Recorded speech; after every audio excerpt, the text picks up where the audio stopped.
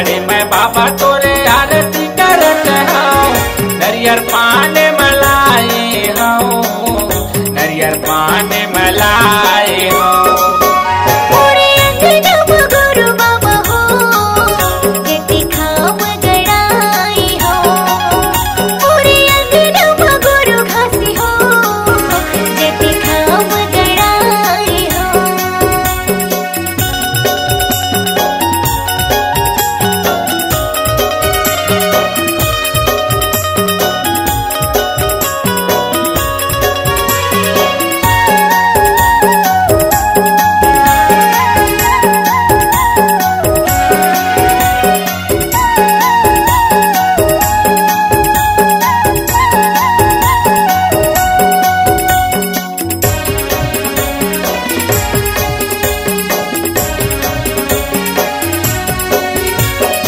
अगमया पार गुरु महिमा निराला है। सादा खान पान तोरी गरमा कंठी माला है, सादा खान पान तोरी गरमा कंठी माला है।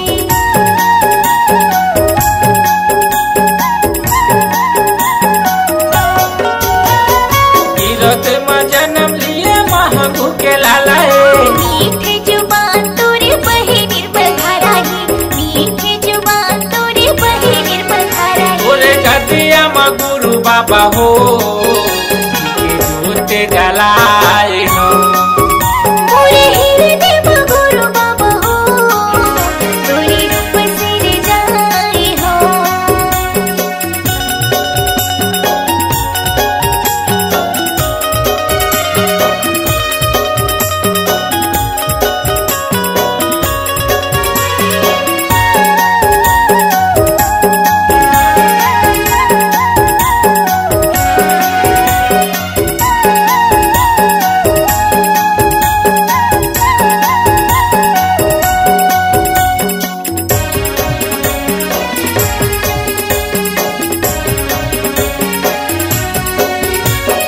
आओ मैना दान बाबा भक्ति नहीं जाना हो। कर पहचान बाबा बस तोला माना हो, कर पहचान गुरु बस तोला माना हो।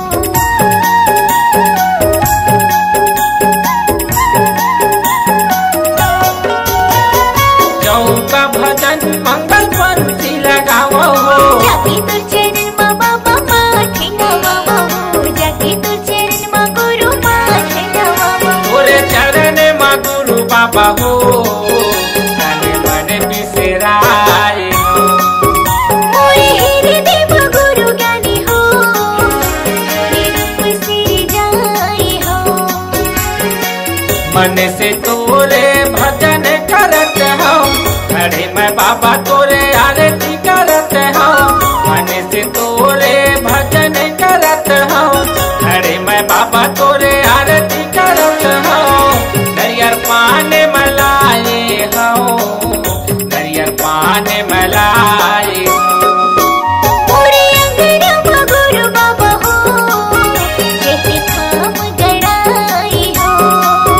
मोरे अंगना में गुरु बाबा हो, जैसे धाम गड़ा